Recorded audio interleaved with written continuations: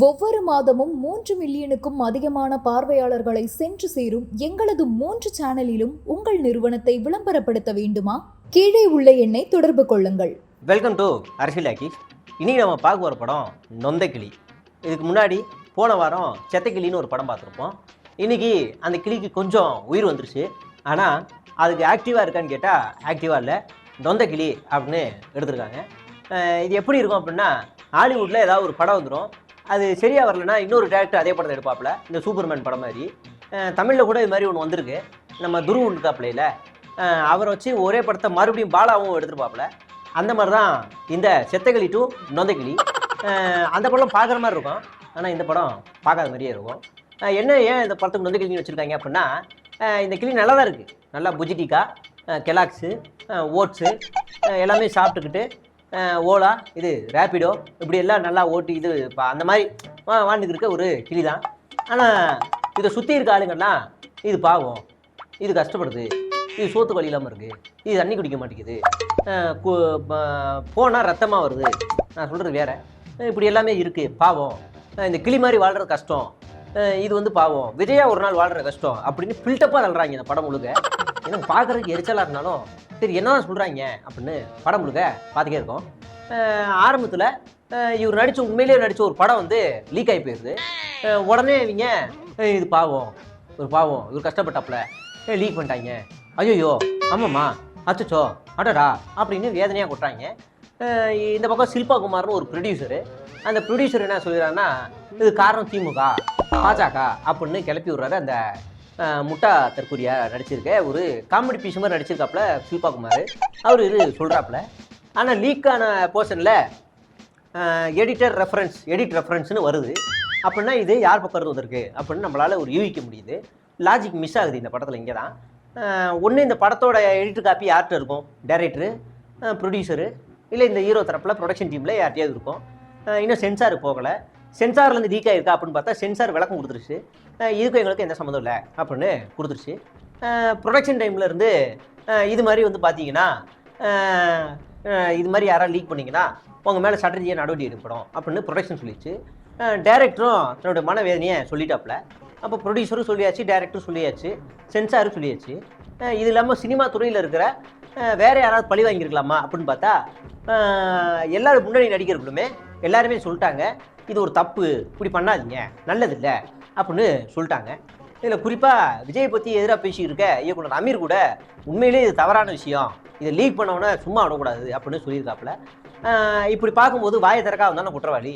நான் விஜயை சொல்லலை, சொல்கிறேன், இந்த மாதிரி எவன் வாய் திறக்காமல் அவன் கமுக்கமாக இருக்கானோ அப்படின்னா வாய் குற்றவாளியாக இருக்கும்னு என்னோட கெஸ்ட்டாக இருக்குது. அப்போ இது எங்கே இருக்கு வருது அப்படின்னு கெஸ் பண்ண வேண்டியிருக்கு. ஆனால் படத்தில் லாஜிக் மிஸ் ஆகி சம்மந்தமே இல்லாமல் வேறு யார் மூலையே பழி போடுற மாதிரி ப்ரொடியூசர் வச்சுருக்காப்புல நம்ம சில்பா குமார். இது ஒரு பக்கம் நடந்துக்கிட்டு இருக்கும்போது இன்னொரு பக்கம் ஐயோ விஜய் பாவம், ஐயோ அம்மா அப்படின்னு கத்தியது சாவடிக்கிறாங்க. அது என்னடா அப்படின்னு பார்த்தா, விஜய் பையனை ரத்து, விஜய் அந்த கடலூர் ரத்து, விஜய் இந்த ரத்து, மதுரை ரத்து, விழுப்புரம் ரத்து இப்படின்னு செய்தியாக வருது. கீழே இருக்க தற்கூரி கூட்டங்களாம் என்ன புரிஞ்சுக்குதுன்னா, இவரை நம்ம பர்மிஷன் கேட்ட மாதிரியும் தேர்தல் ஆணையம் கொடுக்காத மாதிரியும் அதனால ரத்து அப்படின்னு நினச்சிருக்காங்க. ஆனால் ரத்து செய்யப்பட்டது எல்லாமே ஹீரோ தரப்பில் இருந்தால், இது தெரியாமலே இவங்களே ரத்து அப்படின்னு பில்டப்பாக கொட்டிக்கே இருக்காங்க. இன்னொரு பக்கம் தேர்தல் ஆணையம் பர்மிஷனே கொடுத்துருது. இவர் வெயில் தாங்க முடியாமல் சட்டையை ஃபுல்லாக நொறுக்கி இழுத்து விட்டுறாப்புல. ஏன்னா கை கருப்பாயிருமா, டேன் ஆயிருமா, அதனால் இவர் வந்து இப்போ அப்புறம் வந்து அசிங்கமாக போயிடும், அதனால் நான் வந்து எடுத்து விட்டுறேன் அப்படின்னு எடுத்து விட்டு பேர் பிரச்சாரம் பண்ணிக்கிட்டு இருக்காப்புல. எனக்கு தெரிஞ்சு எடப்பாடி பழனிசாமியோ இல்லை முதலமைச்சரோ இல்லை டெப்புட்டி சிஎம்மோ இல்லை நல்லா சக்கச்சவேன்னு இருக்க கமலஹாசன் கூட இப்படி ஒரு அக்கப்போரை பண்ணல, கையை இழுத்து விட்டுலாம் வெயிலாக இருக்குன்னு ஓடலை. இவங்க எல்லாருமே களத்தில் நின்று வெயிலாவது மழையாவது புயலாவது என்னவாக இருந்தாலும் பார்த்துக்கலாம், இந்த நாளில் நம்ம பிரச்சாரம் பண்ணி ஆகணும் அப்படின்னு ஓடிக்கே இருக்காங்க. இந்த பக்கம் பார்த்தா நம்ம விஜய் என்ன மொத்தத்துக்கு 25 நாளில் இன்னையோட தேதி பார்த்தாக்கா ஒரு 25 நாள் மேலாகி போச்சு. மொத்தத்துக்கு முழுசாக 10 நாள் கூட பண்ணாத ஒரு தற்கூரி கூட்டம் தான் நம்ம விஜய் என்ன.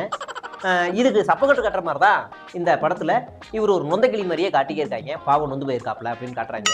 இதுல வேடிக்கை என்னன்னா, விஜய் மாதிரி யாரும் பிரச்சாரம் பண்ணல, விஜய் மாதிரி யாருக்கும் வேர்வை வரல, விஜய் மாதிரி யாருக்கும் அக்கல்ல வேர்க்கல, விஜய் மாதிரி சட்ட ஈரமாயி பனியன் வெளியே தெரியல, இப்படியே பேசிக்கிட்டே இருக்காங்க லூசு பயலுங்க. இதெல்லாம் பார்க்கும்போது பரவாயில்ல, ஏதோ கொஞ்சம் யோசிக்கிறாங்க போல இருக்கு அப்படின்னு நமக்கு ஒரு பக்கம் ஆடுறாவும் இருக்கு. இது ஒரு பக்கம் பண்ணிக்கிட்டு இருக்கும்போது விஜய்னா பாருங்க ரோட்ல இறங்கி சைக்கிள் விடுறாரு, விஜய்னா பாருங்க ரொம்ப சிம்பிளா இருக்காரு அப்படின்னு இன்னொரு போட்டோவை காட்டுறாங்க. அது என்ன போட்டோன்னா, உள்ள உட்காந்து ஃப்ரூட் சாலட் சாப்பிட்றாப்புல பாருங்க, மனுஷன் எவ்வளோ எளிமையாக இருக்காருன்னு சொல்கிறாங்க. எனக்கு அப்போ தான் கெட்ட வார்த்தை வந்துச்சு, ஆட மடக் அப்படின்னு வந்துச்சு. என்னென்னா, நான் கெட்ட வார்த்தை பேசக்கூடிய ஆள் இல்லை, ஆனால் விஜய் நம்பர் தான் நானும் எதையாவது பேசிட்டு டப்புன்னு ஓ ஊ அப்படின்னு நான் கெட்ட வார்த்தை நிறுத்திடுவேன். ஏன்னா நான் விஜய் ஃபேனு, அதனால தான் நான் வந்து அட மடக் அப்படின்னு சொல்லி நிப்பாட்டிட்டேன். ஃப்ரூட் சாலட் சாப்பிட்றதுலாம் உங்களுக்கு எளிமைனா, எங்கள் ஊரில் எங்கள் ஆத்தாலும் அப்பனும் இன்னமும் கூழும் கஞ்சியும் குடிச்சிருக்காங்களே, அதெல்லாம் எந்த லிஸ்டடா வரும்? ஏண்டா வெக்கங்கட்ட நாய்ங்களா, பழைய சோறு தின்னுக்கிட்டு வெங்காயத்தையும் பச்சை மிளகாயும் கடிச்சிக்கிருக்கோமே, இதெல்லாம் எந்த லிஸ்டடா வரும்னு கேட்க வேண்டியிருக்கு. ஃப்ரூட் சாலட்லாம் இவங்களுக்கு எளிமையில் வந்திருக்குன்னா இவங்க எப்பேற்பட்ட பைத்தியக்கார கூட்டமாக இருப்பாங்கன்னு பாருங்கள்.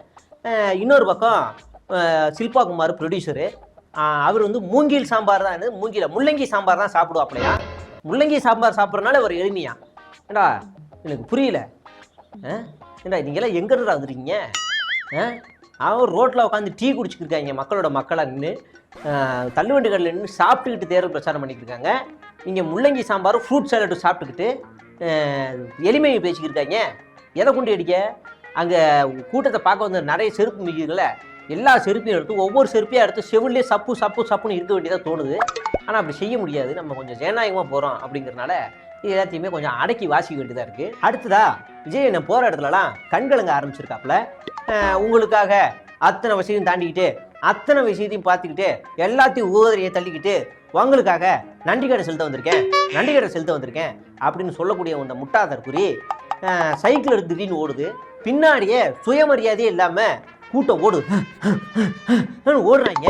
என்னடா அவங்க முட்டா பயல்களாக இருக்காங்களே, நம்மளால புரிஞ்சிக்கவே முடியல. திடீர்னு சைக்கிளை விட்டுக்கிட்டு ரிவர்ஸில் ஓடி போகிறாரு இந்த ஆள். என்ன சீனு, ஒருவேளை வில்ல வந்துட்டானா அப்படின்னு நினச்சா இவரோட தொண்டர்கள் கூட்டம் தான் வருது. எதுக்கே இறங்கி சைக்கிள் ஓட்டினாருன்னா தொண்டர்கள் வரணும்னு. சரி, எதுக்கே சைக்கிள் விட்டு திரும்ப ஓடினாரு, தொண்டர்கள் வந்துட்டாங்க. அப்போ நீங்களே வர வச்சு வந்ததுக்கப்புறம் ஓடுறதா உங்களோட ஸ்ட்ராட்டஜியாடா? ஏடா ஜானு அப்படின்னு கேட்க தோணுச்சு. இப்படி ஒரு முட்டா தற்கொலை கூட்டம் தான் இவங்களோட இருக்காங்க. ஒரு கட்டத்துக்கு மேலே படம் சுவாரஸ்யம் போகும்போது ஹீரோக்கு பாலாபிஷேகம் பண்ணுறாங்க. But hero வேன்லேருந்து இறங்கலை. வெறியானவங்க அப்படியே வேனோட மிரர்லேயே தூக்கி பொழிச்சுன்னு எரிஞ்சிட்டாங்க. அதுக்கப்புறம் வைபரும் வேலை செய்யாமல் பிசு பிசுன்னு ஆகி போயிடுச்சு. விஜய் மூஞ்சியை கண்ணாடி வழியாக அந்த பக்கம் இருந்து பார்த்தா ஆதார் கார்டில் இருக்க விஜய் மாதிரியே தெரிஞ்சு. இப்படியான சம்பவங்கள்லாம் இந்த படத்தில் ஒரு நகைச்சுவை ஏற்படுத்தினாலும் நல்லா இருந்துச்சு அப்படின்னு பார்க்கலாம். இன்னொரு பக்கம் கரிசனை என்ன காட்டுறாங்கன்னா, வர 20ஆம் தேதி விஜய்க்கும் நம்ம அண்ணியோட கேஸ் வந்துக்கிருக்கு, விவாகரத்து வழக்கு. அதில் விஜய்க்கு ஒரு பெரிய அசிங்கம் காத்துக்கிருக்கு, கேவலம் காத்துக்கிருக்கு அப்படின்னு சொல்லப்படுது. அது கரெக்டாக எண்ணி அடுத்த 3 நாளில் ஓட்டு வேற போட போகிறோமா, அதனால் இது ஒரு பெரிய அசிங்கமாக போயிருமே அப்படின்னு பயத்தில் தான் நம்ம விஜய் என்ன போகிற இடத்துலலாம் அழுதே சீனை போட்டுக்கிட்டாப்புல. அந்த ஸ்கிரிப்ட் பேப்பர் நம்மகிட்ட லீக் ஆயிடுச்சு. வலதுபுறம் பார்த்து கண் கலங்கிப்படி நிற்கணும், ஒரு சொட்டு கண்ணீர் கூட திரும்ப வரக்கூடாது. இடதுபுறம் பார்த்து உதட்டை அப்படி சுழட்டணும் என்று எழுதியிருந்துச்சு அந்த ஸ்கிரிப்டில். ஸ்கிரிப்ட் படி ரொம்ப பக்காவே நடிச்சிருக்காரு அப்படின்னு தான் சொல்லணும். ஒரு பிறவி கலைஞனால் மட்டும்தான் இப்படியெல்லாம் கரெக்டாக நடிக்க முடியும். அந்த வகையில் இந்த ஹீரோவை நம்ம பாராட்டலாம் அப்படின்னு சொல்லப்படுது. இதை தாண்டி முக்கியமான விஷயம் என்னென்னா, ஒவ்வொரு எம்எல்ஏவுக்கும் இவங்க வந்து காசை வாங்கியிருக்காங்க. 1 சி 2 சி 3 சி, பெரிய தொகுதியாக இருந்தால் 5 சி வரைக்கும் வாங்கி கல்லா கட்டியிருக்காங்க புஷியானது எல்லாருமே. இதில் ஒரு பெரிய சுவாரஸ்யமான மேட்ரு என்னென்னா, இப்போ எம்எல்ஏ சீட்டு வாங்கியாச்சு, விஜய் மூஞ்ச வச்சு ஜெயிக்க முடியுமா? விஜய் வரணும்ல, அப்போ விஜய் நம்ம எங்கள் தொகுதிக்கு வர வைங்க அப்படின்னா அதுக்கு பல சி கேட்குறாங்க. அப்போ தான் புரிஞ்சு, ஆள பாவிகளா, இது தெரிஞ்சுதான் அந்த கட்சிக்குள்ளே வந்திருக்க மாட்டேன்னு பல எம்எல்ஏக்கள் புலம்ப ஆரம்பிச்சிருக்காங்க. அப்படின்னா விஜய் கட்சியில் சேர்றதுக்கு ஒரு 5 சி, விஜய் உங்கள் தொகுதியில் பிரச்சாரம் பண்ணுன்னா ஒரு 5 சி, விஜய் உங்கள் தொகுதியில் சாப்பிடணும்னா அந்த எச்சி இலை வாங்கணுன்னா ஒரு சி, அந்த எச்சி டம்ளர் வாங்கணுன்னா ஒரு சி, உங்கள் தொகுதியில் தங்கணும் அப்படின்னா அதுக்கு ஒரு சி, இப்படி பல சீகளை வாங்கியே புஷி செட்டில் ஆகிட்டாப்புல. இந்த படத்தை பார்க்கும்போது நல்ல வசூல் தான் நடந்திருக்கு, படம் ஃப்ளாப் இல்லை, நல்ல வசூல் நடந்திருக்கு, புஷியானதுக்கு மட்டும் கல்லா கட்டிருக்கு அப்படின்னு தெரியப்படுது. தொடர்ந்து அடுத்து இது எந்த கிளியாக மாறுது, செத்த கிளியிலேருந்து நொந்த கிளியாக மாறி இருக்கு, அதுக்கப்புறம் புண்பட்ட கிளியாக மாறுதா இல்லையான்னு 24ஆம் தேதிக்கு மே 4ஆம் தேதி தெரிஞ்சிடும். அன்றைக்கி நம்ம அடுத்த பாட்டை பார்ப்போம். நன்றி, வணக்கம்.